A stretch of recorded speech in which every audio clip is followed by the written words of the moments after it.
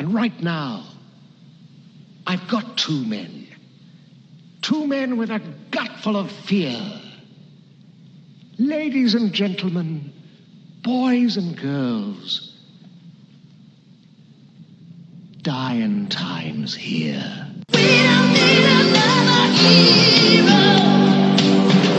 We don't need to run away home. All we want is what we got.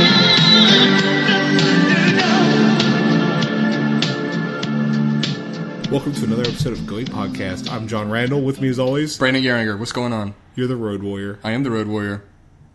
What's happening? Nothing. What's going on with you? Not much. How about that Mayweather fight? Pacquiao. It was exactly like we said it was going to be. It didn't pan out. I think it was exactly like we said it was going to be. A lot of people angry. Think so. And then Mayweather said he wouldn't give him a rematch. He's probably going to retire now. Well, he's trash. He's got. They're suing him. You know, they're suing Pacquiao. Yeah. Suing Pacquiao. These people suing because the cable companies couldn't handle it. Well, no, I thought it was because he didn't tell people about his shoulder. I don't know. Because he was supposed to. He's got a fine. They gave him a fine, I think. Or something. I don't care. What else is going on? My birthday was Monday. Yep. I'm 35. Man, that's old, dude. Yep. You're really getting up there. I've been showered with gifts. Okay. You gave me Nightmare on Elm Street collection. 8 discs movies. Yeah, all 8 of the Nightmare on Elm Street movies on DVD. Guess what we're watching next? Is that what we're really going to do? I don't know. Ooh. It would be torturous for you. Well, I mean, that's 8 movies. That's a fucking ton. I know. I like subjecting you to that. Well, Every time it comes around to me, I have to pick like the most things in a franchise. You know what? James Bond franchise next. All 23 films. All right. And then I'll do Disney cartoon movies. That's not a franchise.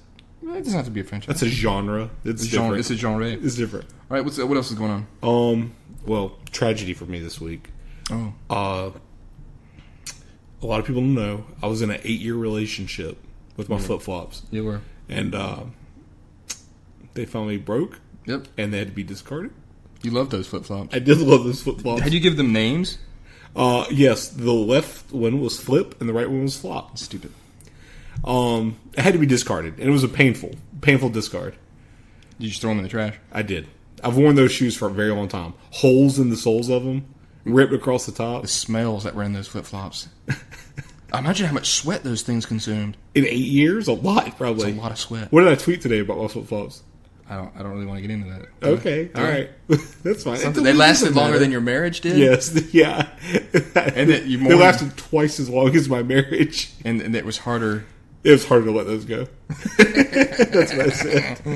Oh, Jonathan R. But that's not where it ends. Okay. The day after that. Right. So I've got this big 64-ounce water jug that I drink out of at work. As you want. Okay. Mm-hmm.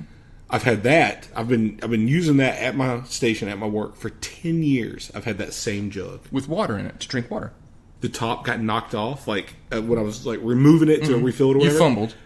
The top hit the ground in just a certain way to where the lid, the plastic piece snapped off right where I drank out of it, like at the base of it. So if I was to tilt it up to drink, the water would just be pouring out of it. So basically, I lost that too. Was that real? 2 days in a row, I lost 2 things that I had for at least 8+ years. And that's it, huh? Yep. The world's coming undone. Yeah, it's a real tragedy. It was tragic. You got it really tough. Yeah. You got it really tough. Yeah. I broke out in hives this week. That's what That's what happened to me. That's an old man syndrome. I don't know I've got a lot of problems. You'll be there in a couple years. So yeah, all of a sudden I just broke out in hives, like 2 nights in a row, right before I was going to bed. I was like, "What's this?" Honestly, I've never had hives. What does that mean? Like, you just get itchy? Are they itchy? Yeah, they're itchy. It's just red, like blotchy spots. They were all over my arms. You got a trash body. It's a garbage body. It's a garbage body. It's doo-doo body, is what it is. It's filth. All over my back. Okay. Crotchular area. That's jock itch. Yeah. Stomach area. And what? Did you burn your body? I would have burned it to get rid of it. I just took a Bic lighter and just burned the itch out. So yeah, that was unpleasant. And so I've been on a lot of allergy medicines. Mm-hmm. I've been trying to figure out what it is. I shaved off my mustache, thinking that it was a pollen collector. It was zoning in. I did have a tendency to sniff my mustache.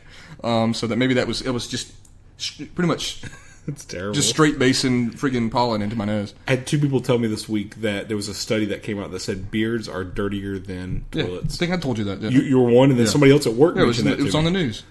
Well, here's my thing. Here's my response to that. Feces in the beard. Here's my response to that. Mm-hmm. Shampoo that shit when you get in the shower. That's what I do. Like, clean it.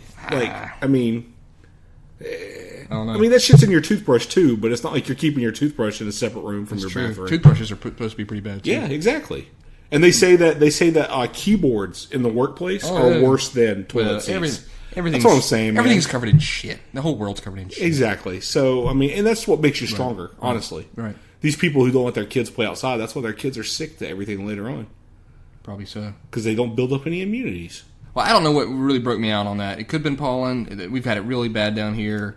I was trying to think of everything. Everybody was always asking me, well, have you eaten something different? Have you changed? I was like, no, I haven't changed anything up. Well, you got like a 6 constitution. Yeah, I've got a 6 ounce. I've got like a 19 dexterity, though. Very, very dexterity. It doesn't help your hives. 17 strength. 18 over... yeah. You have none of this. So, I don't know. I took some pills, allergy pills. It happened the next night, not as severe. And then this is my next night, the third night. And you still got it? Don't spread it to me. You can't get a rash from someone else. Let's rub our arms together and see. Okay. And so, I don't know what's going on. There's also stress hives. What do you... It could be stress hives. They Dude, said she's got the least amount of stress of anybody I've ever met. They said that you may not feel stressed, but your body will react to the stress that you do actually have or you feel in your mind. So, I don't know, dude. I don't know. I think somebody put a pox or a hex on me or something. Probably so. But it really sucked. I wanted to claw my wrists. That's how they were itching, just like you're doing right now. But what else is going on? Avengers came out. I don't think we talked about the fact that I think I was going to last week. The fact that Avengers is not really critically acclaimed the way that people thought it was going to be. It did come out very well. Let me tell you what the problem is, and I told somebody this week on Twitter. I'm tired of the Marvel Cinematic Universe. Yeah, because they're just pumping the movies out. Yeah. Nonstop. Yeah. And that's why at this point I just don't care anymore. Well, not only are they pumping them out, but this movie, obviously, from what I've heard from people, they said it was setting up for the next movie. So now we're getting somebody just shaving off some cheese for us. You know what I mean? And it's that's what they've all been for a while. It feels like because they all like all the individual movies were leading up to the Avengers. So now they're all leading up to. Now they're leading up to Infinity Civil Wars. War. Or is it not Infinity War? Too? I don't know which one's first. I don't care. I've not heard anybody. Ant-Man. They're all leading up to Ant-Man. I've not heard a lot of people say that. I've not heard a lot of people say it was better than the first one. So that's. All I got Fury Road in my sights. That's all I got. Mad Max, and that's what we're going to be talking about right now. Yep, it's Mad Max, the Road Warrior. We just got done watching the beginning of the movie. When you put it in, it says Mad Max 2. That's what it said. Yeah, that is what it said. But it's also known as the Road Warrior. I can explain that. Do you know why that is? Please do. Well, after watching Mad Max last week, I did some reading on all the franchises on Wikipedia. Never wrong. So what I read was this. It was Mad Max 2 pretty much everywhere else in the world, okay? Except here, because the first movie wasn't received so well in America, so they didn't want it to be associated with that. So they changed the name of it to The Road Warrior. Gotcha. And from what I read, a lot of people didn't even know that the two movies were tied together. Understandable. Until they get in the theater, and at the start of the movie, you see flashbacks from the first film, and that was basically people's first acknowledgement of, oh, this is a continuation of that movie that we didn't like. Gotcha. So that's why they changed the name of the movie in America to The Road Warrior versus Mad Max 2, where it was pretty much everywhere else. And The Road Warrior, I think, is a better name for it.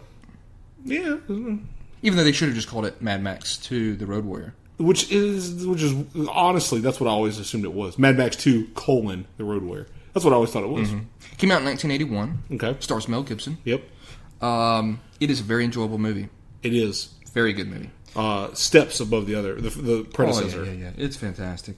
So we'll just go ahead and jump right into it, and then we'll give our big speech at the end about it. And this will be the end. This will be halfway through the Mad Max things, and then I guess we're going to go see it, right? More than half. Well, I guess with the new one, it'll be halfway. So. Yeah, 2 ways. Yeah, we're going to go see the new one. Yeah, we're going to go see it. We don't go to the movies much, so that's a big deal. Now we haven't talked about it. Are we going to go see it the day it comes out, or are we going to wait 1 week? We'll wait. We're going to do like we did with, what was the movie where we went? Oh, Dawn of the Planet of the Apes. Dawn of the Planet of the Apes. We went, we watched it, we didn't say a word the whole car ride back. Didn't talk about it at all. Yep. Got right into the podcast and then just started We talking about ran into the house and both leapt onto this mic so that we could tell all our Go Ape fans about Dawn of the Planet of the Apes. Yep. One thing I got to say is that we've got a lot more people that have liked this on Facebook, so that's pretty cool. Thank you. We've got 50 likes now on Facebook. Yes. Couldn't believe it. 7 likes this week. I don't know what's going on. We're taking off. We're the talk of the town. Something, or people are really finding the dregs of the internet, and they found Go Ape Podcast. Yeah, and before we get too far, let's just go ahead and say where you can reach us. On Twitter, I am Abe Randall. I am Savage GM. And of course, Go Ape Podcast on Twitter. Yep. And then you can find us on iTunes. Yep. Rate, review, subscribe. Yep. And we're doing pretty good. I can't believe that in roughly about 10 episodes, you won't be able to hear some of our episodes on iTunes. They'll be gone. Do they auto-delete at 50? No, they only hold 50. That's what I'm saying. Does that automatically happen? Yeah, I guess so. We don't get to choose which ones, I don't think. I didn't know it just started getting rid of them at 50. I I know think that it just happens to pushes other them in. podcasts, but I thought gonna that was probably maybe their happen. choice. I think it's going to happen to us. Well, like... We're going to get the squeeze, dude.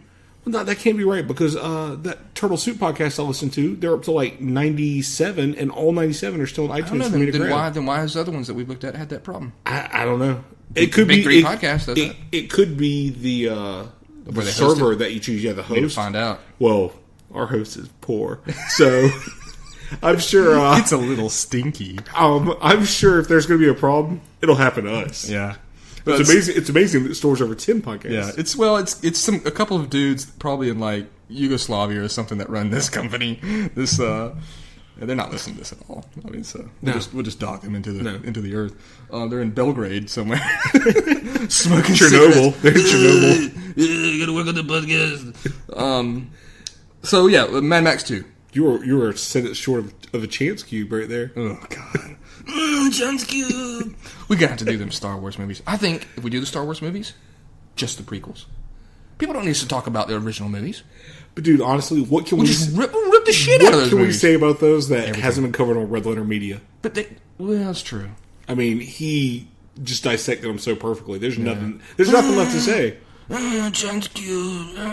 Speaking of, if you guys are looking for a good laugh and you've got about as much time as it takes to actually watch the films, go to redlettermedia.com and check out Mr. Plinkett's reviews of the Star Wars prequels. You will not be disappointed. Yeah, and it's what is it? Is it 30? Is it an hour long? Well, that's what I'm saying. First one's an hour long? The first one's like an hour, but then they start being like an hour and a half, That's great. hour and 45-minute reviews. They are. But they are Yeah. spectacularly funny. They'll open up your mind. So So here we go. Road Warrior 1981, Mad Max 2. Starts off with a retelling of kind of the past. Oil, cities, war, chaos, looting. It says men began to feed on men. movie opens in a square. History of the World Part 1. Yeah, very small square. And then it shows some scenes from Mad Max. Yep. So it shows you where it clues it in together. And so it starts off right off the bat with a pretty good bang. Chase. Yeah, there's a chase. Max has got and I want to clarify this. In the first movie, we had some language roles that we failed. Okay? And I believe, from what I gathered from this movie, it's not the 38 Interceptor, it's the V8 Interceptor. Is that right or wrong? It was a V8 Interceptor. That is correct. How we possibly got 38 That guy's out mouth. of V8? But that guy's mouth, remember, it was garbage. Yeah. His mouth was like, it was nothing but It marbles. was a garbage Australian mouth. And he had like... Apologies to anybody from Australia. Yeah, he had like a whole mouthful of chewing gum or something. Or marbles. Yeah, whatever it was. It was complete trash. It was terrible. It was garbage mouth. So it's a V8 Interceptor. V8 Interceptor. So he's got a dog with him. Pretty cool looking dog. Yep. And he smashes through some wreckage. He's low on fuel. The dudes try to shoot him with a wrist crossbow. Misses. Hits a guy on a bike. Now, this guy on the bike, let's go ahead and just get this out of the way. He's a main player of the bad guys, the raiders of this movie. You've seen him in other things. Yep. He is recognizable. He has a companion on the back of his motorcycle. Mm-hmm. This is a well-known, interesting thing about the movie, is this guy on the back of the motorcycle. He doesn't say anything. He appears to be a boy toy. I believe that's what you called him. Of this man. Yes, of this other man. I think I called him a dandy. Okay. I wrote fop. Fop is not a bad one either. So he's a very fancy guy on the back of the bike. Possibly used for smooching, is what I'm going to say. Let's just go and say smooching. Cuddles and smooching. Okay. And so the main guy, he's a big dude. And for the rest of this movie, I'll call him just the big guy. Or Mohawk. Let's just call him Mohawk. Oh, okay, we'll call him Mohawk. Although, if you actually watch the film, that doesn't distinguish him. No, it does not. Everybody in Australia has Mohawks. Yeah, they do. And that's one thing I think that this movie is really good at. What it did was it made us refer to most people in Australia as being on dune buggies and having mohawks, spikes. Yeah. And I think it's a general classification.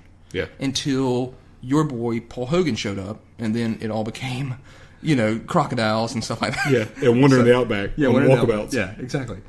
Ooh, we could do the Crocodile Dundee trilogy after this. I'm down for that. Do you own them? No, but the first two are on Netflix. Well, we'll see if they are tomorrow. You'd have to buy the third one. Ooh, yeah. We'll see if they are tomorrow. I'm fond of Australia. I just want to go ahead and say that now. I mean, look how great they live. You just drive down the road and shoot people with crossbows, mohawks, and all sorts of They shit. have dune buggies. Dune buggies all over the place.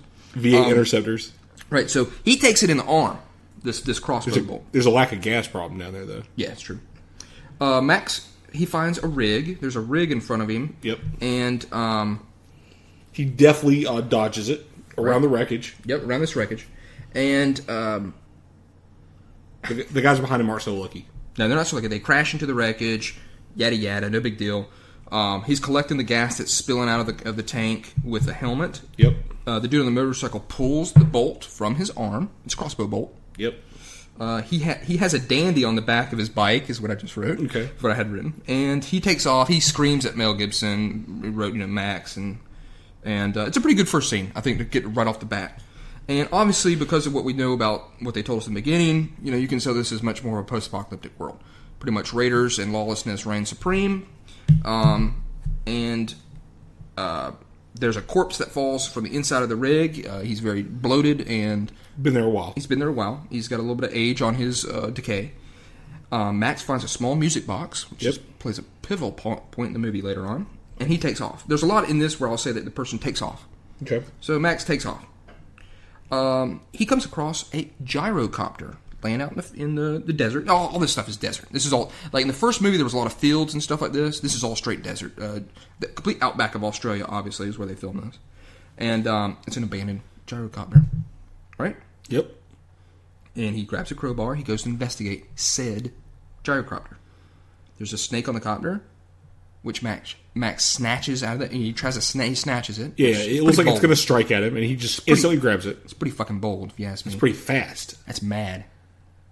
All right. What happens next? Next thing that happens is a guy.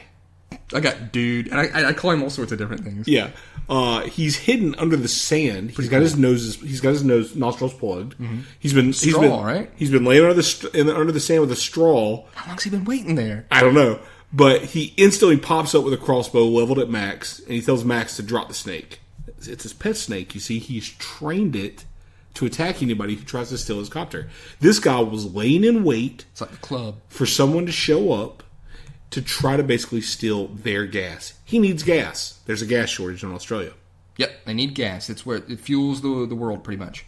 His snake can either strike someone, thus killing them, or he will pop up with his crossbow. Yep. So this dude has got a lot of free time and patience. Yeah. And he reacts, he basically commends Max on how fast he is. Yeah. Because he says no one's ever been able to grab the snake like that. Max tells him that his fuel tanks are booby-trapped.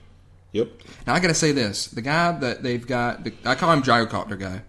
He's great. I mean, that's all there is to it. He's a great... I believe his actual name in the credits was Gyro Captain. Okay. The Gyro Captain is fantastic. I mean, it's good. It's good casting. It's got good-looking teeth. Really good-looking teeth. They're all decayed. If your teeth look like a butthole, pretty much. A dirty butthole. Diarrhea butthole. So Max tells the guy that, his fuel tanks are booby-trapped, and he goes back to the back of the car to deactivate it. But you can see that he's actually going for a knife that he's got. Like a machete. Yeah. A machete that's right beside the gizmo, the techno crud that would blow up. Now, as smart as Max is, the Gyro Captain is smarter. Yeah, teeth. He puts a crossbow, he puts it right up against Max's head, and he says, a man as fast as you might be smart enough to have a weapon hidden under there. Of course he did. So Max thinks better of it, lets go of the machete, and he disarms his trap. So Max Pretty cool scene. Yeah. Max then starts to go to the door of his vehicle, and the gyro captain's like, ha ha ha, I don't think so, buddy. Let me take care of that. He goes to get to the door, and what happens? Dog jumps out, grabs him. Yep. I put dog attack, ! Max capitalizes, ! He grabs his knife, subdues the guy. He tells him that he knows that this gyro captain tells him that he knows of a place where there's tons of gas. Cha-chunk, cha-chunk, cha-chunk, cha-chunk is what he says about it's obviously a refinery. And he says he'll take him there. So Max rigs up his car to pretty much blow the guy's head off. Like he's strapped into the back of the car. I think the dog's got like a bone or something. Yeah, I wrote dog might shoot guy, because here's what happened. What it is, dog might shoot guy. Because what it is, he's got basically his shotgun suspended from the ceiling, pointed right at the guy's face, and attached to the trigger is a string running along the ceiling, coming down to a dog bone, which the dog is sitting there holding in his mouth. So if the dog was to basically keep the bone held in his mouth, but go towards Max, it would pull the trigger and kill the guy. It's a double barrel sawed-off shotgun, very deadly, obviously. At that range, I believe it would do a little bit of damage to his head. And I'm going to go ahead and I'm going to introduce some people to a word that we've used, me and you, over the decades that we've known each other, 6-7 decades that we've known each other. Because I wrote it here several times, and I'm going to go ahead and let people know about this word. The word's called muddicated. Okay. Yeah. If you muddicate somebody. Yeah. So pretty much it's a mixture of kind of like eradicate and just like you turn them to mud or mush. So we've used the term muddicate. So he would muddicated the dude, and so that's your free thing that you get today to learn from Go Ape Podcast. So he's got him shackled too. He's got like some shackles on the guy. Yep. So they find they can see the refinery. It's surrounded by raiders. They're circling this refinery. It's a fairly small refinery, but it's got walls and protection. It's defended with flamethrowers as well as like big crossbows. Yeah, I put the depot's under siege, not with Seagal. Oh, that would have been good. And is that 1 or 2? Well, under siege is the first one. But which one do you like better? The first one. I like the second one better. He's on the train. He's got that Armani suit. That Armani suit that never gets dirty. He climbs the side of a mountain with that suit, and it doesn't get a speck of dirt on it. Under Siege 2, Dark Territory. Oh, yeah, that's right. That's your favorite. Plus, it's got the girl jumping up out of the cake. No, that's the first one. I thought it was the second one. That's the first one. Are you sure? I'm positive. Did I see the first one so many times? Should we put some money on that? Yes, let's do that. What do you want to bet? You know what? You probably have seen that scene a lot of times. Possibly with some pausing involved. And rewinding. And then slow motion and stuff. So, do you want to put some money on it? No. Okay. Once I realized that there was possible masturbation involved in this scene... You knew what I was talking about. You were probably a champ of that scene. You're like, actually, it's precisely at 23 minutes and 47 seconds. Matter of fact, if you find my VHS copy and just pop it in, it'll be right. It'll be completely VHS. Jesus. That scene's going to have a lot of static around that area. You can see that there's a huge muscled guy. He wears no shirt. Okay. He has a hockey mask on. Yep. And it's Jason. It looks like, who would win between Jason and this guy? I believe that, by the way, his name is? Lord Humongous. We'll find that out a little bit later. Lord Humongous, I believe, is actually Kane Hodder. So it's the same guy. Okay. He's huge. He's a very big dude. Ripped. Yeah, he's a really big dude. It's like putting Arnold in a Jason mask. Arnold from the 80s in a Jason mask. And make him taller. Yeah, make him even bigger. I mean, Arnold's like, 5'4"? I don't know. Okay. That's Stallone, I think. So, I think they're both the same. So Max is watching the refinery. He's eating dog food, which the gyrocopter guy would like to have, as he pulls out his own wooden spoon, thinking he's going to get some. He's like, I've been keeping this wooden spoon just in case. Just in case I find food. Yeah. He's chained to logs at this point. Yeah, he's chained to a big log. The raiders are trying to breach the walls. They are unsuccessful, trying to get motorcycles and stuff to jump up over the wall. Max is done with the can. He tosses it. Of course, the dog instantly goes to the can. Guy tries to get the can. Dog ain't having it. Of course, right. Good luck. Like he was going to be able to grab. Well, he needs to learn his pecking order. That's true. He's third. Well, yeah. I mean, hell, he's tied up to a fucking log. It goes Max, dog, got chained to a log with wooden spoon. So it's later on, probably close to nighttime, and the raiders bugger off. Is what I got. They drive off. All right. In the morning time, the refinery sends out 3 cars. Yep. Of course, Max sees this. Raiders give chase. And then another car goes out kind of like in another direction. It gets chased by raiders, crashes. There's a girl and a guy. They both get grabbed. The guy is quickly dealt with. Shot twice, 2 arrows. Yep, that's detrimental to the body. Yep. Girl, I've got written here. I'll try to be PC about this as much as possible. Girl gets the rough treatment. She was raped. She was raped. Rapage is what I wrote here.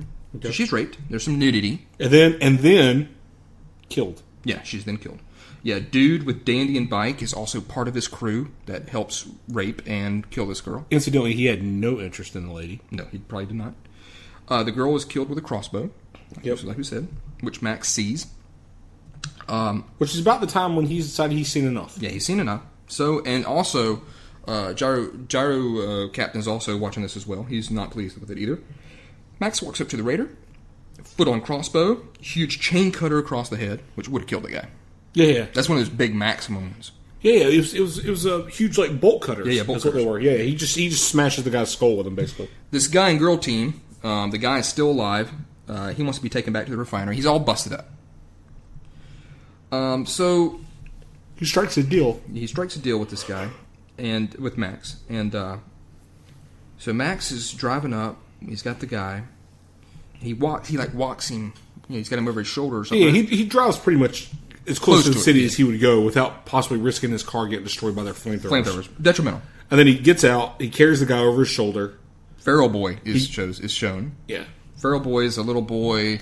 that's feral. He's obviously very feral. He's got very big hair, and he's got like gloves, and he's feral guy, and he's a well-known thing about this movie is the feral boy. Right. Feral kid is what he's named in the credits. Okay. So he's gonna walking beside Max, and he's got a bladed boomerang, which is pretty cool. And we find out because they yell. The people are yelling. They see who the guy is that Max has got. And they're like, "He's got Nathan. They've got Nathan." And of course, they're screaming and they're panicking. He's famous for his hot dogs. They're very good. So he brings wounded Nathan back to the refinery. They open up, let him in. They take him in. Of course, bows and arrows quickly to Max's head as he's walking in. And thank God none of their hands slipped. I know it would that would have been a mess. That would have been a short movie. Well, that arrow would have gone through with Max's head, probably and out the back, and who knows where it would have gone. So that's detrimental. Yeah, that would have been a short movie. It could have been Mad Feral Kid. I really enjoyed Feral Kid, by the way. So they try to save Nathan. They want answers out of Max. Max wants gas because they're like, "Where's the woman?" I'm sorry. He says, "Well, she's dead." Trying to get information out of him, and he's like, "Look, I've got to deal with this man. I just want some gas. I brought him back," and they look over, and that dude's dead. Yeah, he's died. Talk to this man. He's like, "Talk to this man here," And then he's dead. Mick Jagger appears. Yeah, Mick Jagger's brother, Derek Jagger. Derek Jagger. Derek Jagger shows up. He's got a little bit of Derek Jagger in him, which I'm gonna go ahead and say there's probably been a lot of guys that probably had some Mick Jagger in them. Okay. So It's not bad. The guy glances over the dead Nathan. He glances back at living Max, and he hot dog's says, been cooked. He goes like this. He goes, "Well, you got to deal with him, and whatever deal you have with him is now dead with him." Yeah. He's like, "We're not giving you any gas." They're like, and then they pretty much take Max prisoner. Yeah, they're like, well, let's take his car. Yeah, we'll just take his car. And that's about then. Kenny Powers rolls in, suspended from a crane. It's a guy that has he's got dumb legs. Ooh, that's not right. Okay, what should I have said? He is. He's differently abled. He's a paraplegic. Can you say really? Yeah. He can move his arms and stuff. So he's Okay. paraplegic. Oh yeah, because you'd be quadriplegic if it was Correct. all. Okay, Correct. yeah. So yes, he's paraplegic. He's got dumb legs, and He's very smart. He's obviously a mechanic. yeah, and he's on a crane, being suspended from a crane, and he basically comments how Max has the last known V8 Interceptor. Yep, I wrote here, his car is a V8 Interceptor. Poor English from first film made us think he said 38. And he's already got his trap disabled in his hands. He's like, oh. Yeah, he goes, it would have been a shame to have blown it up, and he's got the trap, in his hands. Well, the Raiders return. They close the gate. Yep. I put Thugs return. Post! Yeah, post up. Max has been handcuffed. Yep, and these Raiders have got some of their people on the front of their cars. Yeah, I wrote, Thugs return having captured everyone. The people in this town are trash. Well, they got trash cars. Yeah, I mean, they couldn't get away. Yeah. You send cars in 4 different directions, and everybody was either captured or killed. And normally, here in your car, you should feel safest of all. You can lock all your doors. It's the only... You're supposed to stop me at that point. It was cars. I got it. I just didn't know where you were going. No, I was just being stupid, like I normally do. Okay. The Raiders got some of the people, and they're like tied up to the front of like these stands almost, like sticking up. That's not a place you want to be. You know what I mean? You just don't want to be on the front of a car like that whatsoever. That's like being on the front of a runaway roller coaster, like in the very front seat, tied down. I mean, it's in this world, the way they drive and shit. It's not a good place to be.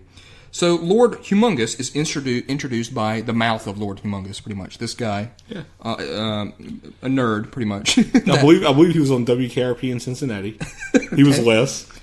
WKRP in Cincinnati.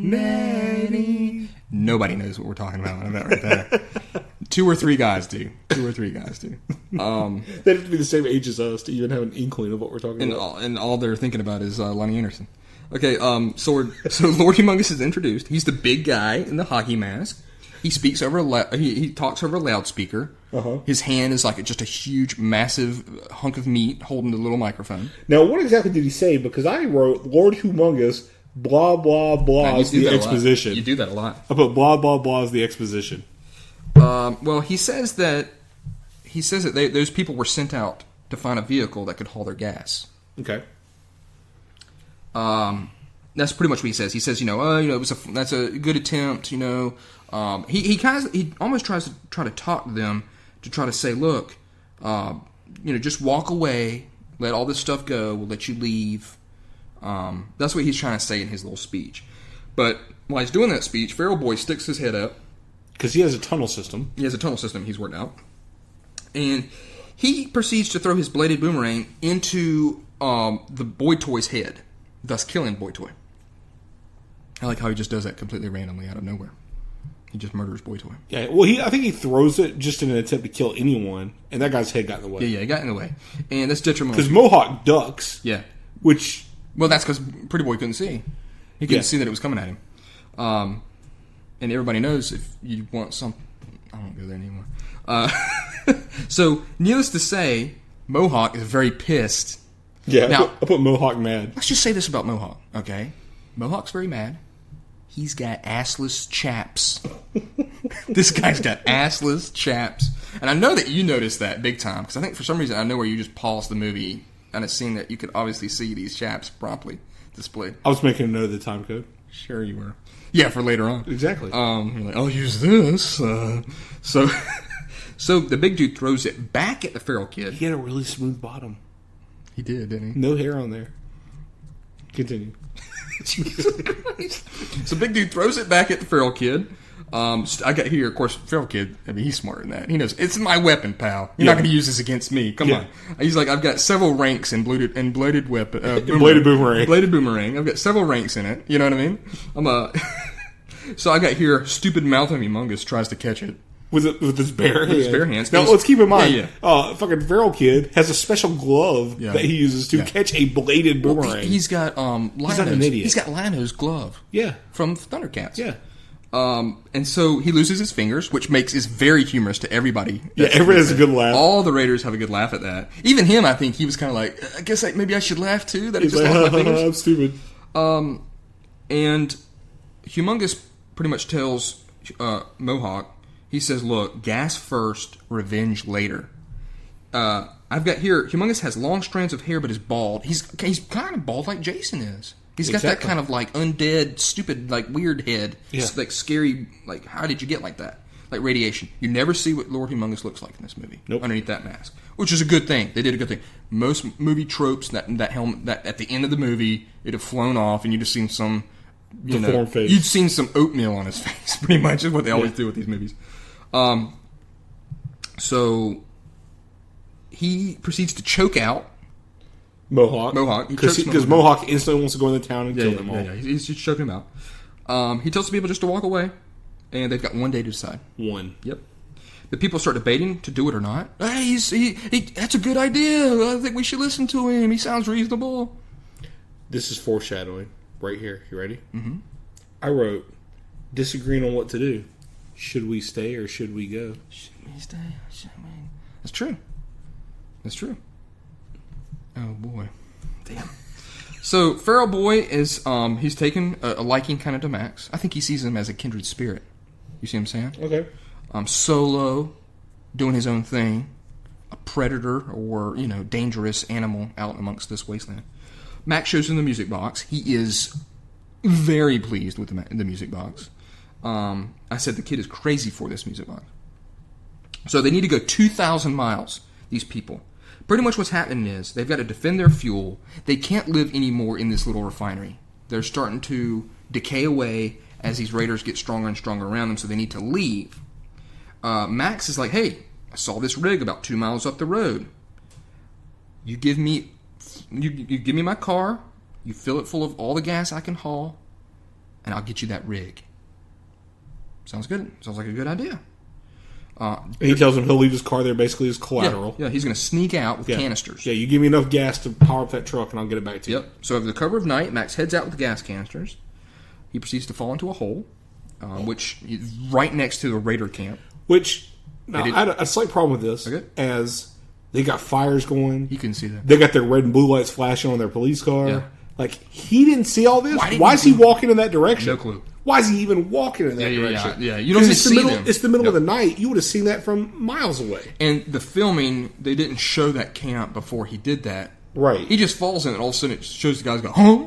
Yeah, it's like, what? Everybody's got the Metal Gear Solid exclamation marks over their head. Exactly. They come looking. And he hides, and he's got like a little bit of a ravine. The dog's with him. Feral Boy all of a sudden shows up. He went out with him, too. He distracts the guys with some howls. He can really throw his voice. Yeah. Well, he's all savage wildlife living is what he is. His survival role is very high. He is like Christian Slater in Cuffs. Broken Arrow. Okay. Remember? Ears of the desert coyote, eyes of the fox. You know what I'm saying? Like he had all those abilities. So yeah, he helps him out by doing these howls. So he makes it out with the dog. Which the dog is just a liability. I'm still laughing at Cuffs. Cuffs. Well, of course, no one knows what that is. The dog barks once. The gig's up, man. Yeah. Don't bring that dog with you. Mm-hmm. But Max runs across Copter Guy dragging the log. I think when you watch the movie, you completely forget about Copter Guy. Gyro Captain. Yeah. He's been dragging this log in through the desert. So the dog goes to get him. Mm-hmm. To slow him down. Mm-hmm.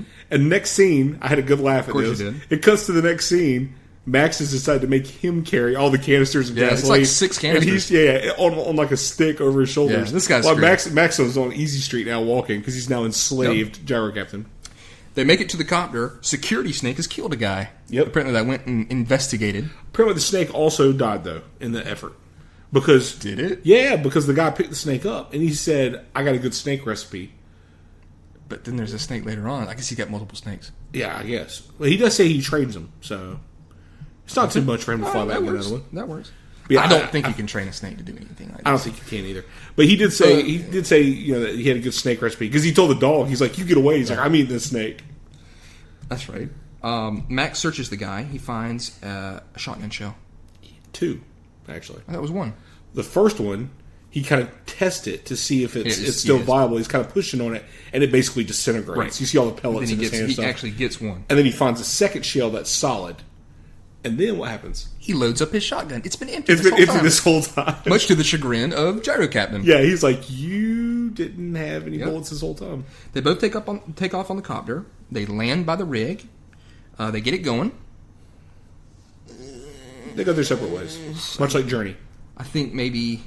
I don't know about you, but the rig either had nothing wrong with it, or Mel Gibson's hands are like that of a monkey, where they're very strong and he can tie bolts and shit with his because I didn't see any tools. Well, like, how do you fix that been, shit? It could have been that it just ran out of gas. It might not have been, like, broken down. Maybe somebody just flooded the gas. You know, you flooded it. Let it just chill for a little bit. So, I mean, it could have been that it just ran out of gas, and that's all it needed. He lets copter guy go. Gyrocopter's gone. Yep. Max is on the rig. Guy's on the copter. Heading back to the refinery. Raiders give chase. They shoot out the tire. The guy jumps on the back of the rig. And then I got here, I write LH for Lord Humongous. Which I gotta say, Lord Humongous is a fucking awesome name. That's all there is to it. It's fantastic. And I'm almost certain that this was used for people's dorks. They used this as the name for one of their dorks. When this movie came out in 81, people were, that's obviously guys were using that for their dicks. So he has a huge gun. It's in a very nice case. And I don't know if you noticed, there's a picture in the case. I didn't notice. It's on the left side. They show the gun later on when he's using the gun again. And that guy brings it to him. There's like a picture, and I don't know if it's like a family picture or something, like an old black and white family picture. But it's very funny. But it's a big revolver with a big scope on the top of it. Him, his wife, and a baby all in hockey masks. Yeah. No shirts. None of them had shirts, and all super ripped. So he loads the big gun up. He proceeds to shoot the radiator. Max is going to shoot him with the shotgun. Blast. And it's a dud. Fizzles. That shotgun shell was a real doozy. And I gotta say, I really like the scene where he is searching the corpse of that guy in that last scene. Because that's the post-apocalyptic world, is that whole scavenging type thing. And I just really like how he goes through and looking for stuff. He tosses some stuff away. So it's great. Which he threw away a 6-sider. I don't think you would have ever done that. No, I haven't done anything like that. So it shoots the radiator, obviously. Shoots the engine of the big rig. That's detrimental. He sounds the horn that he's coming in. He fights with a guy on the truck. Copter guy comes in, drops a snake on a dude on a turret. Shoots the driver of a car. So this is a big action scene right here. Him coming in. Some raiders were able to make it inside the refinery. They get killed. Yeah. Even Mohawk. Mohawk's got extreme jumping, skipping, flipping skills. He does like a half pirouette, double backflip thing. I don't know. Slide down a canvas looking sail. He's got high dexterity. Yeah. It's probably his assless chaps that are helping him. Absolutely. They're like +2 assless chaps. They helped me. And they did. And he proceeds to kill a guy. Mm-hmm. One of the dudes that you see. One of the dudes that was very worried about the female that was raped and killed earlier. This is an adult movie, if you haven't noticed. Yeah, it was rated R. It's rated R. It's restricted, is what that means. And they make it inside. Flamethrowers keep other dudes at bay. Yeah. Which is pretty good. Flamethrowers are fantastic. If they didn't have them fucking flamethrowers, they'd have been run over a long time ago. The biggest thing that they have to worry about right now are the guys that are inside of the town getting to the bus at the front, which is blocking the entrance to the door. town. It's like the door. The door, yeah. It's basically the gate. It's a big bus. So that's what they're all trying to do, is basically stop all the thugs that are in the town from getting to that bus to be able to move it to allow everybody else exactly. There's a leader, which is Derek Jagger, I believe. Yeah. Derek Jagger. He takes... I wish it was an arrow to the knee, because he would have then become a guard, probably in Whiterun. But he takes it kind of like to the hip. He takes a knee. It's kind of in the thigh. So he takes that. That's detrimental to him. Max jumps on the flamethrower, gets some guys outside with the flamethrower. This is a great scene. It's fantastic. And Mohawk is able to get outside the walls up on top with his jumping, flipping, cool skills. He was in a circus or some shit. So the people in Feral Boy are very impressed with Max. You're all right with me, and they're all coming up and So glad to have you with us. Yeah, you're great. And Gyro Captain lands in the refinery, which I guess they're cool with that. They were very pleased by the gyrocopter, and I guess some of them have never even seen anything like that before. They're checking out, which is weird because one of the guys is older than Max. I don't think it was that crazy of a machine for him to be like, "Oh, your machine's crazy, dude." Well, you're talking about the guy that was dressed like a general? Yeah, he was Patton. I think what he was more interested in is the fact that it had 2 seats, and he was trying to be like, "Hey, let me get us out of here. Hook us up out of here." Me and you. And there's also a young blonde girl. I call her Top Knot because she has a kinder Top Knot. She is one of the other personalities that's there, and she plays this very small part, but it does come up later. So they're checking out the rig. The guy that has the paraplegic guy. He's like, I need 20. It's a funny scene in which he's like whispering to this big dude, and the big dude keeps yelling it across the refinery way everything that's wrong with the rig, and they're like, it's kind of one of those scenes where it's like, okay, speak English, pal. What does that mean? He says, well, I need 24 hours to fix it. You only got 12. Is what as the leader, Derek Jagger, tells him. Everyone is pleased with Max. Yeah, and they're all like, "Hey, so glad you're here. I'm glad you're with us." Blah blah blah. And he's like, "Yeah, I just want my gas. I'm out of here. Yeah, get my car, get my gas. Yeah, we had a deal. I did my part. I'm getting out of here." There's shrieks and yells and exclamations as the raiders have set the captives that they have, some of them on fire, and have them strung up, all for the refinery to see. And there is and Lord Humongous gets on his loudspeaker and says that you're dead meat. You blew it. Is what he said. He puts on a carnival. I wrote. Yeah, you see a lot of flames spinning. Flames, and it starts raining. Yeah, it starts raining out of nowhere in the desert. I think that's a great moment right there. You know, but yeah, it's a scene of like flashes of people, rambunctious. I guess you could say. Yes, they're living it up in thug life. Yeah, tomfoolery, possibly shenanigans. Ballyhoo. Yeah, much ballyhoo. Refinery is getting shit ready to leave. There's kind of a montage. Of people getting machines and cars and stuff ready. Girl with top knot, she hangs out with the copter guy. They're about to leave with him. They're going to sneak out. She looks back and she's like, I can't leave these people. These people are my family. And he's kind of like, I was going to get He's some. like putting his arm around her. Well, and he's yeah, like, and sure? she's. I'm out. I'm a captain. For this world, she's a solid 10. You know what I mean? For this world. For this world, she's a solid 10. What would she be in our world? About a 5? No. 6? She's not. No. Yeah, she's a 7.5, maybe. She's not bad. Okay. She puts some makeup on, so I mean, she takes care of herself. All Her right. top knot's a little strange, but It was the 80s. Yep. So she's like, no, I'm not gonna leave my family. And he's like, I could have had some, but oh well.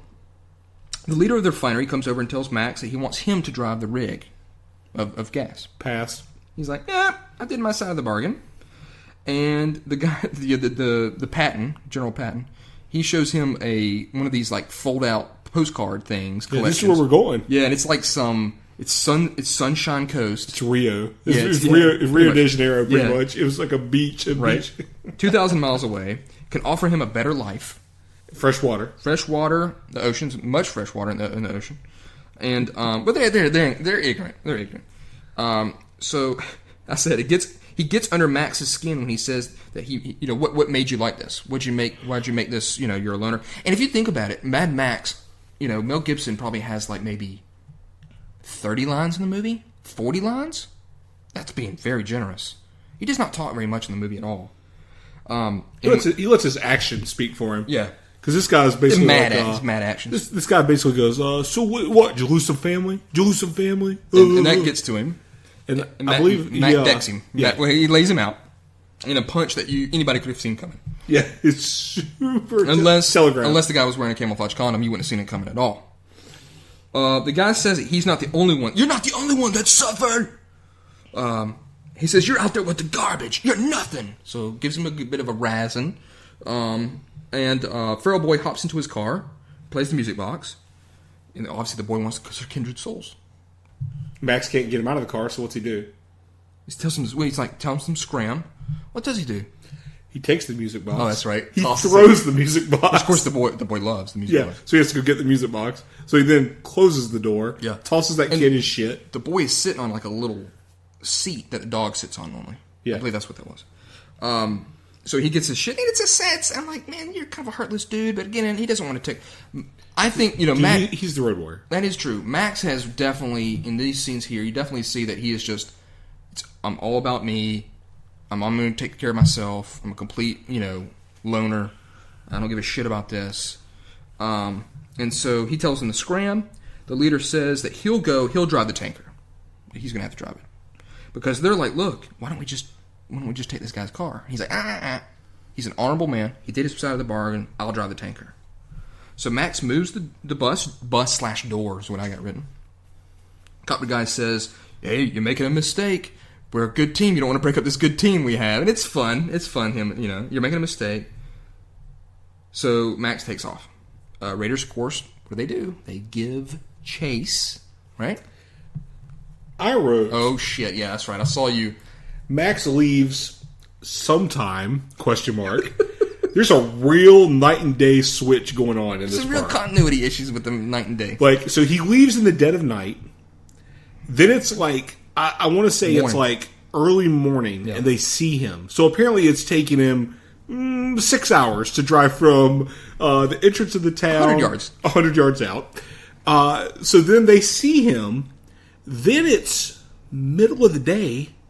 Then it switches. It's like 1 o'clock. Yeah. It's like 1 in the afternoon. It's lunchtime. It's and then it shows Max being chased by them, and you literally see the sun setting. It's been a long day. And then it cuts back immediately to middle of the day scene.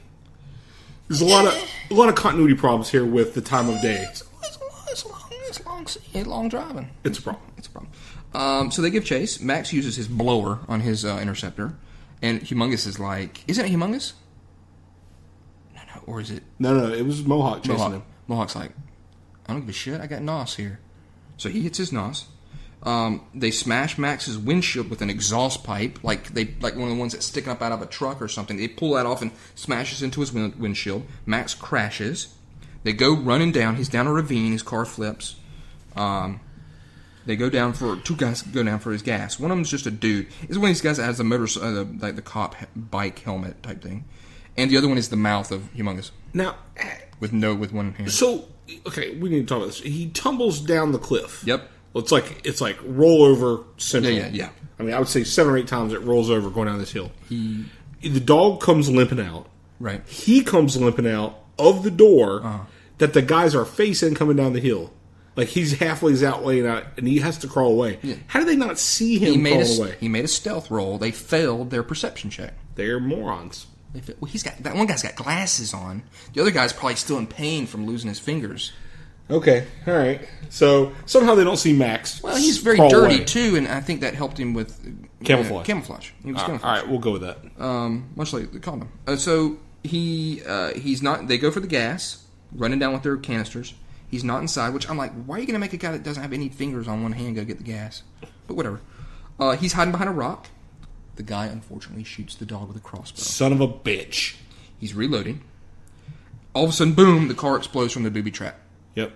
And I got here the dude with the mouth of Humongous. He's medicated, and the other guy is blown through the air and pretty much slams into a boulder. The word is bucked. He gets bucked. I used the word bucked and medicated for this scene. So he gets bucked and medicated is very good. And it's one of those great explosions of a person's body in a movie where you just see like the ripping, you know what I mean, the shredding of this person's body. So I believe he died, possibly. We'll say an 50% chance. Okay. The refinery, they see the smoke in the sky. Max is crawling on the ground. He's real busted up. Copter guy flies down, saves him. Back at the refinery. Mohawk assumes he's dead. Yeah, of course, a huge explosion. With that explosion, and some other dudes roll up and they start to run down there, and he's like, "Forget it, it's over. It's a loss. It's already over." Back at the refinery, Max's wounds have been seen to. Furrow Boy brings him his jacket and his shirt. Yep. Max tells them that he'll drive the tanker because they're about ready to go. He's like, "I'll take the drive." And they're like, "The offer's closed, pal. Why this sudden change?" And he says, "Look," you're pretty busted up, dude. Some of the guys do. And he just kind of tells him, "Look, I'm the only one that can do it." And I'm like, "You're the only one that can drive a truck?" Well, I mean, honestly, you got a double clutch to drive a truck. I don't know if a lot of people have that skill to be able to drive an 18-wheeler. He's got it, I guess. So they give him a shotgun and shells. And everybody's starting to mount up. All their cars are ready to go. Feral Boy escapes from the grasp of Top Knot. They were going to put him in the bus. He wants to go with his kindred soul, Mad Max, and he goes and hops onto the tanker rig.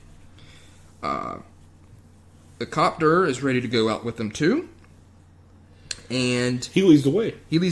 Starting it off with firebombing a car, which is pretty cool. They've got Molotov cocktails. Yep, he's tossing them down. And from this point to the end of the movie is 100% action-packed, awesome. Yep. It is a huge, long scene. This is what the movie's known for. It's fantastic. It's high octane. It's high energy. It's explosive, exciting, dangerous. Every other big word you could use to make this scene sound cool. Many adjectives. Lots of adjectives.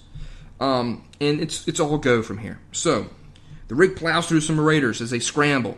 Lord Humongous, he hits the... I guess he shoots the copter. It didn't really do much damage to her, so it shows him shooting. That's where you get to see the thing again, the box with the family picture. The tanker goes one way. The rest of their vehicles go another.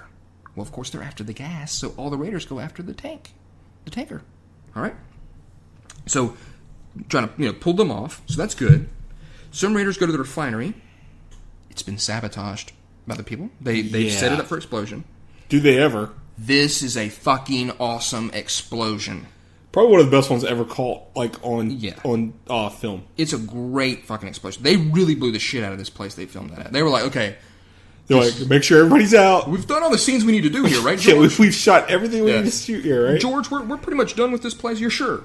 Let's roll multiple camera angles because we're going to get one shot of this. And it's almost as if, too, on their pyro budget, someone added like a couple zeros. And they're like, shit, we've got like way more explosives than we need. Turns out we actually built this on a real refinery, so this is going to be awesome. Great fucking explosion. One of the best. Blows the shit up. I'm thinking the guys that went in there, when the explosion happened, their bodies were caught in the explosion. And more than likely they were killed. That's what I'm going to go with. That makes sense? Yeah.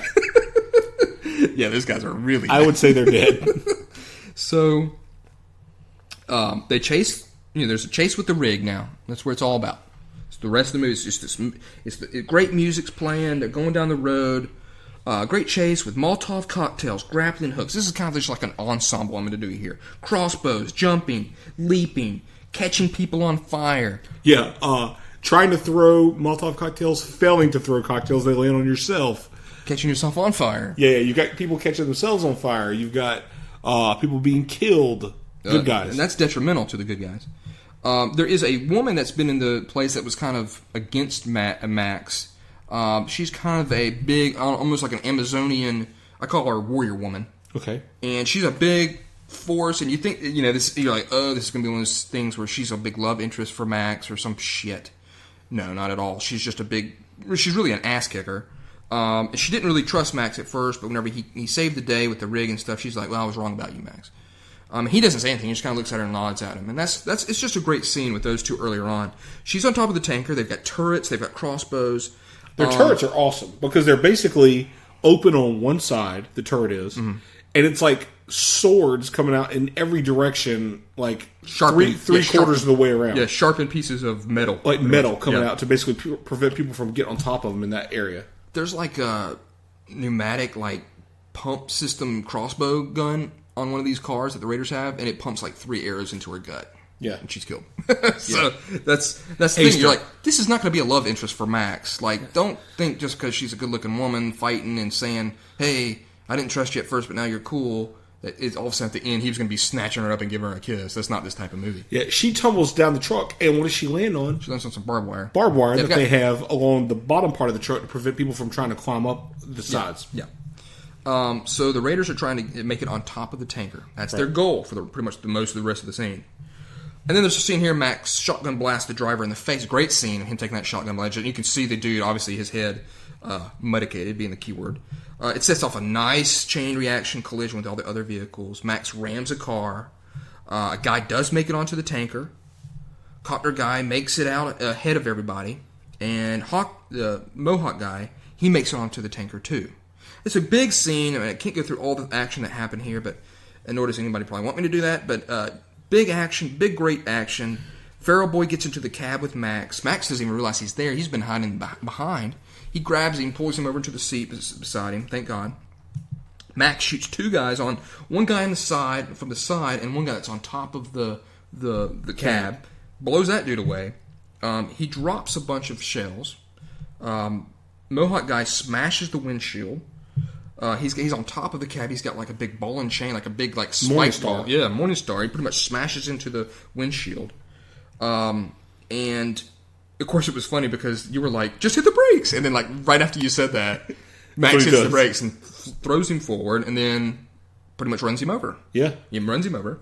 And it also kills the 2 guys because he slammed on his brakes behind him. Yeah, the vehicle that's behind him that's got these poor 2 bastards that tried to escape from the town at the start of the movie. Could you imagine the horror in these guys? They've been on the front of these vehicles going 70 miles an hour for the whole film. For like 2 days. Yeah, for 2 days they've been strapped to the front of the thing, and then what happens? When he slams on the brake, that car slams into the back of the tanker, and they're crushed. Not only are they crushed, but one of the dudes, what caught my eye, was obviously his body was so pushed, the force popped his head straight off. It looked awesome. You need your head. I had a good laugh. I think he died. Yeah. They were squished, and the force of the squish on one of them Did he die? literally caused the dude's head to be decapitated and fly off. Yep, it's a great scene. Feral Boy fights with a raider. It's a tussle with Feral Boy. Lord Humongous throws a trident. He's got these small tridents that are huge. He throws that into the leader's back because the leader, Derek Jagger. Yeah, Derek Jagger is on his own little almost looks like an engine. Take the rocket engine from the first Batmobile, like that rocket thing, and put that onto a car. And he's on that thing.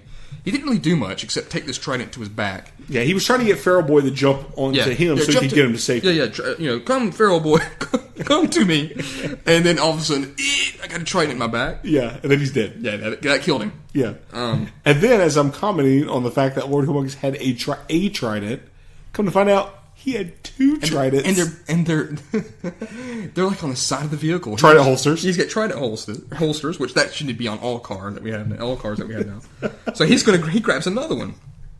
Copter guy luckily stops that action by throwing another bomb on top. Direct hit. Yeah, direct hit on top of Lord Humongous. Kind of slows him down, burns him up a little bit. You can see some black and shit on him, on his nice muscles. The Raider shoots the copter with arrows, fucks up the copter, hits the engine and stuff. Yeah. So he's pretty much out of it to a degree. You see him slam into the ground. Yeah, he eats it. Max he just says, fuck it, I'm going to start sideswiping these cars. And he's actually starting to turn around in the road. Feral Boy goes out the front of the hood to get the shotgun shell. Yeah. Okay. Now, when this has happened, when he went around, now you got to think, Lord Humongous took that damage. Some of those other guys were behind him whenever he spun around. So Lord Humongous had to slow down because he was on fire. And Feral Boy's going out to the hood to get the shotgun shell. Guess who's still alive? Mohawk. Mohawk's still alive. He grabs Feral Boy. He's completely trashed because he's been living underneath this rig right. for the last 5 minutes. His life has been underneath this rig, grabbing stuff and probably road rash and whatnot. So there's a little bit of tug of war going on for Feral Boy. Yeah, tug of war for Feral Boy. He's really in the mix. He's in the middle of it. That's what he wanted, so that's what he got. And all of a sudden, here comes Lord Humongous. Nitrous. Yeah, he's got some nitrous and head on with the rig. So right when he does that, Mad Max is able to grab Feral Boy, throw him into the cab with him, head on collision, massive destruction. You've got Lord Humongous's car smashing into the front of the rig, which contains the body of Mohawk. Mohawk gets obliterated. Lord Humongous gets obliterated. Yeah, and the truck continues to drive through Lord Humongous's vehicle, which pretty much explodes around the truck. It's a fucking awesome scene. I put Max only knows one way to kill gang leaders: head on. Head on. He's a head on type This of guy. is the second movie in a row where the leader goes out head on to an 18-wheeler, and it killed. And then good lord, the imagine just the energy that smushed Mohawk guy. It's an incredible scene. The tanker crashes, and you actually get to see there's like a huge chunk of meat that rolls around with the debris as it's crashing, which I just love that. They didn't need to do that, but just to see that big chunk of meat like kind of hopping by, I was like, sweet. And it's just an iconic, great moment of the movie, and that people know it so well, as you know. So the tanker crashes, and you see, oh no, the tanker's crashed. All of its contents are pouring out on the ground. Yep. And Max goes and looks at the contents. Because him and Feral Boy's knocked out. He picks him up. They're walking to, they're kind of getting their bearings about themselves. Max goes over to the contents. It's dirt. The whole tanker was filled with dirt. No gas. Decoy. Yep. Max didn't know. He just kind of smiles and kind of laughs almost about it. And copter guy shows up. He's got quick copter fixing skills. Well, he didn't fly up. He drove up. Yeah, that's true. Gyrocopter captain guy, you find out from the voiceover, there's a voiceover in the beginning, there's a voiceover at the end, and you find out Gyrocopter captain dude, he became the leader of their people because it then shows the rest of the convoy, all the gas were in containers and canisters. Yeah, like 55-gallon drums. Drums all in there. Loaded School up in bus, there. Yeah. trucks, cars, they were Vans, all sitting yeah. around it. That's a big, daring thing. I mean, they're driving bombs pretty much each one of those cars with all their people in it. So they had the gas in their drums in their vehicle. The gyrocopter captain, obviously, him and the top knot, they become an item. We're going to find that out in the third movie. And the narrator says, he became their captain. Then it shows Feral Boy is actually in the backseat, so I guess they obviously hooked back up with Feral Boy, obviously. Yeah. The narrator says that he was Feral Boy. Yep. So he obviously got some learning. And he eventually becomes the leader of the Northern Tribes. Yep. He becomes a great leader of the Northern Tribe. And they never saw the Road Warrior again. Yep. And that's the end of the film. Shows Max standing there on the road, and well, he's a warrior of the road. No, they never see him again. They never see Fade him to again. black. And then we're going to see him again with Tina Turner. And in the next movie, the sequel that they made, Mad Max Beyond Thunderdome.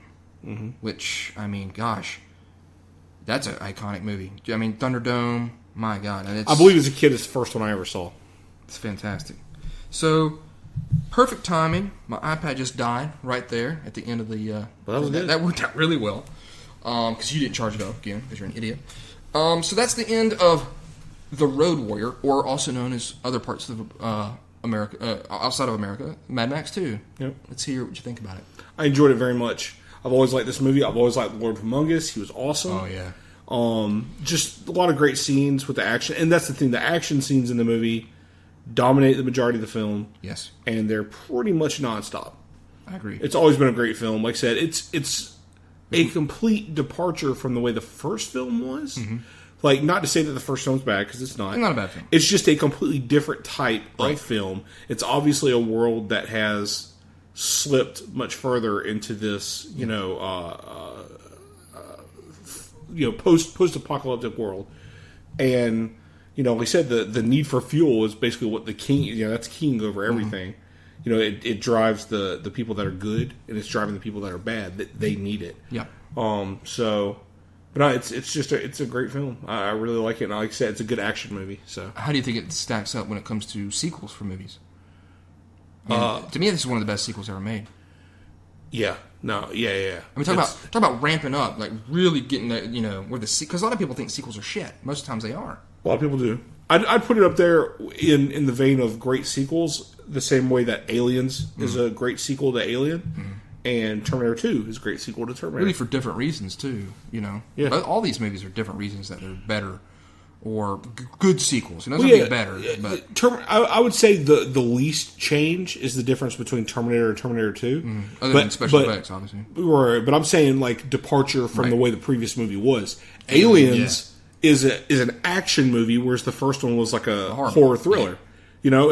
It's a completely different... They just changed the genre of the films from one movie to the other, and I would say they did that with this. They turned it to 11 on this. Mad Max is more... I don't want to say a drama, but it's not an action movie. I don't think really the first one is. Not really. I mean, it is a drama. It's just... But it's got some action parts to it, but I think it's less of an action movie than it is drama, and then this one is straight action film.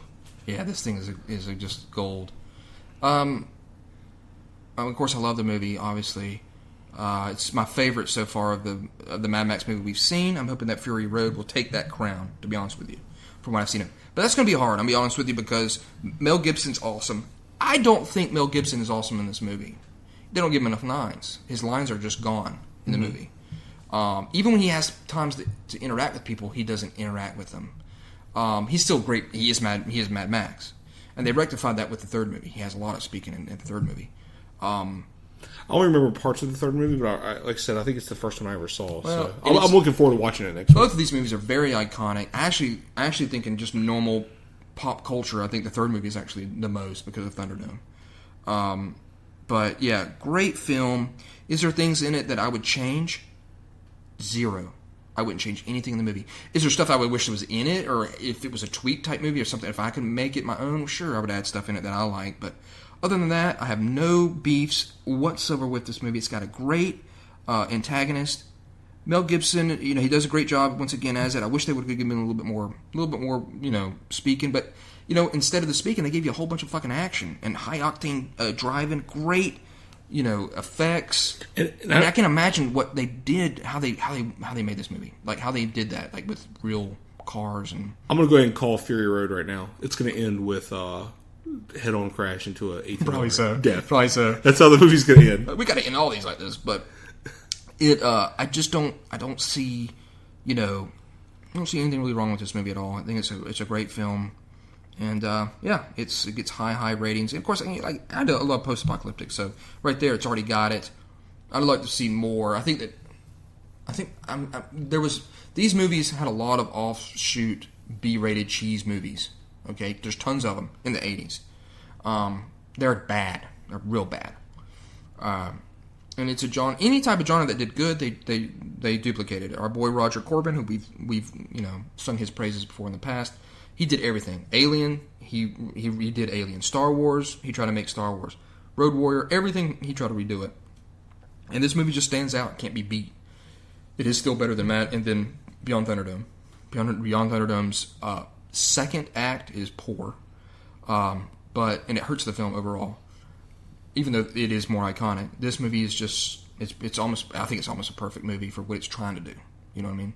If they remade the movie now, it would be a whole bunch of special effects, and not if it wasn't George Miller trying to do that again. If somebody else had the reins, it would be completely different. So yeah, great film, love it, and I'm looking forward to Beyond Thunderdome next week, and then Fury Road, and then still don't know what you're going to do, or... In all seriousness... Mm-hmm. Oh, thank God. He's been thinking, everybody, ladies and gentlemen. I think we're going to go Back to the Future trilogy. Okay. It's not a big commitment. It's another 3-movie franchise. And I will rip the shit out of it. I will decimate it. I think I've done that before. Still good movies. You know what's amazing? That we're not talking about a Goonies franchise. That's really stupid. They got to make another one. That's dumb. Why haven't they? Why didn't they? We could do the Gremlins movies. I guess so. I mean, there's only 2 of those. I got no problem with any of these movies we're doing. I'll do whatever. And it doesn't have to be franchise. Like I said, it could be solo movies. If you want to do fucking Hudson Hawk, I'll rip that shit apart. The movies do. I think if we do the Batman movies, the Dark Knight trilogy needs to be by themselves. I don't want them attached to those other films. Like, that's just too many. Was that 7 films? No. Yeah, I mean, I think Christopher Nolan's movies are separate than what I would say are the original 4. By the way, I thought I remembered reading this, and I'll go ahead and say it. Mad Max 2 received universal critical acclaim, is regarded by many as one of the best films of 1981. You ready for this? Yeah, let's hear it. The film holds a 100% rating on Rotten Tomatoes. There's nothing you can say right about this film. Nothing. If you like action, if you like, just kind of thrill ride, awesome scenes, I really would like to hear. I don't think I've ever met anybody that says the movie's terrible. Never. Of course, that's today. I'm certain that someone hates it with a passion. But yeah, I don't see how it could. What you would say bad about it? You could add stuff to it to make it better. I don't think you'd say anything out of it's bad. How do you feel about me forcing you to watch Western movies? What do you mean? Well, the Clint Eastwood Man with No Name trilogy would be good too. Yeah, Fistful of Dollars for a few dollars more, and then The Good, the Bad, and the Ugly. I'll watch whatever. Those are good movies too. I wouldn't mind doing. And those. You own those, right? Yes, I do. They're DVD, but I do own them. Did you see who that was? Clint Eastwood. Clint Eastwood. Clint Eastwood. So, what else you got? Anything else? No, nothing else really. What are we doing time-wise? About an hour and 12 minutes in, right. So not bad. Picked up a couple games today. Mortal Kombat X. Yep. Been playing that. It's a little bit difficult, but it's also. I mean, it's difficult when they give you crappy people. I did better when I got Sub-Zero. It's always like that. When you go through the story, they give you people you never play with, and you're like, I don't know how to do their moves. Plus, they get a lot more moves. Yeah. And there's a lot more interactive stuff. Yeah. But NetherRealm has nailed it again with a fighting game. I mean, they're great. They're great. They're great. They have made they made some good games, and it looks awesome. And of course, I hate you for buying it because I really want it now after seeing it. Mm-hmm. Graphics look good. Characters look cool. Yeah, awesome fucking game. Jason's in there. The Predator's coming out. Those are big draws for me. And there's an alternate costume for Jax. Also. Yeah, it's Carl Weathers from Predator. You can make him and the voice. They got Carl Weathers to do the voice. That's fucking amazing, dude. Well, what else is he doing? That's why he's pushing pencils. I mean, really, that is really awesome that they did that. I just hope that they do. I mean, of course, the fatalities are going to be awesome with the Predator, but my only problem with it is that I'm sitting there saying I want more because we've talked about that. It'd be awesome to have a fighting game that's got tons of you've got You've got Pinhead. You've got Michael Myers. You've got the girl from The Ring. You've got Pennywise. You've got Jason, Freddy. I mean, think about that. Could you imagine seeing that screen and seeing all those iconic characters? Leatherface, yeah. Candyman. The names go. It goes on and on. All the Cenobites from Hellraiser. Those are awesome. Well, I just want Chitter, whatever his name is. Yeah. You've got all these awesome, characters. That's tough to do, though, man. Like you said, just because of all the licensing. I just wish everybody would say, fuck it, and let's make this movie. Well, here's the thing, man, and somebody pointed this out the other day that I was listening to. When you have these movies and they do these crossovers and they don't want to do them because they don't want to split up the revenue, your piece of the pie for that revenue of the game is more than you get nothing. Yeah, exactly. Doing nothing. Exactly. Like, that's the thing. You might as well get some money versus no money whatsoever. And all this stuff, everything that we're talking about, okay? Everything that we talk about here and stuff that we love, it's bigger than ever. So just make the fucking movie. I mean, look at what just happened. NBC just canceled Constantine. Mm-hmm. Your boy, Stephen Amell, is that his name? Yeah. He gets on Twitter and he says, hey, if anybody will pick this show up, I'll do a cameo on there. He does that. Another guy that's on one of those shows is like, hey, I'll do a cameo on there too. So, I mean, this stuff just spreads. That would be the same thing. Like, how would you... I mean, you see how much revenue goes into these movies, how much, like, movies and video games, and then how much money they get out of them. I'm sorry, but if you put up all the biggest monster... And then you could even do some of the old monster guys, Dracula, Frankenstein. Put those in that movie too, like some of the old Universal guys. That would be a fucking amazing movie. I mean, a fucking amazing video game. I mean, like I said, dude, it's too bad. I'm glad we're getting what we're getting. Yeah. I'm glad that they're putting the Predator and Jason in this Mortal Kombat. I'm glad the previous game had Freddy. Are they the same production thing? Like Predator? Like who made you mean Jason? Like same company? Yeah, same company.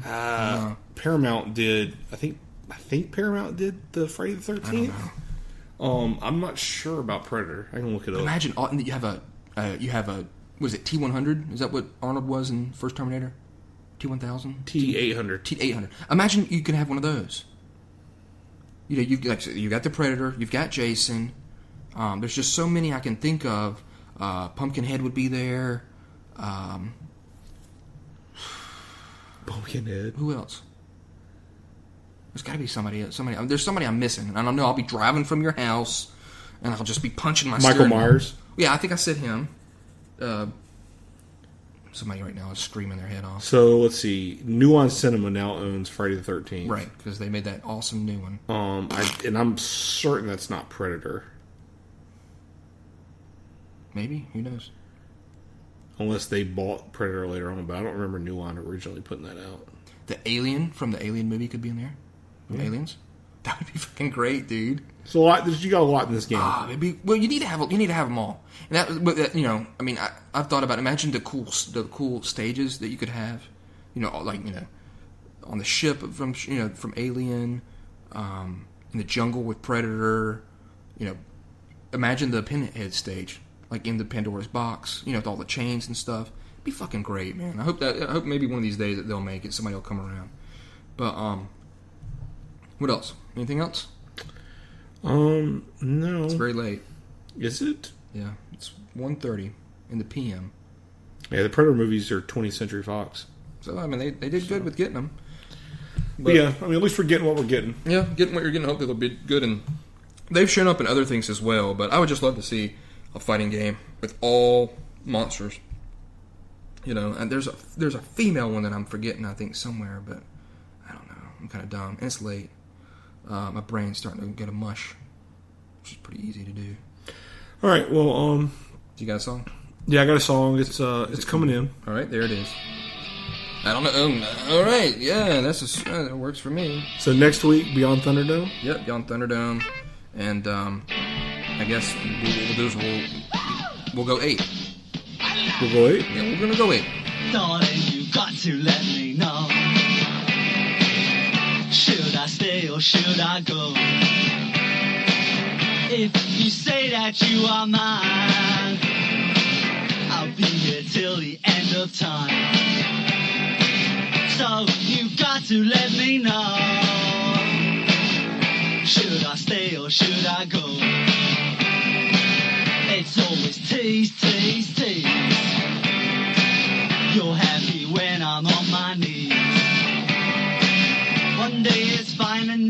black. So if you want me off your back, well, come on and let me know. Should I stay or should I go? Should I stay or should I go now?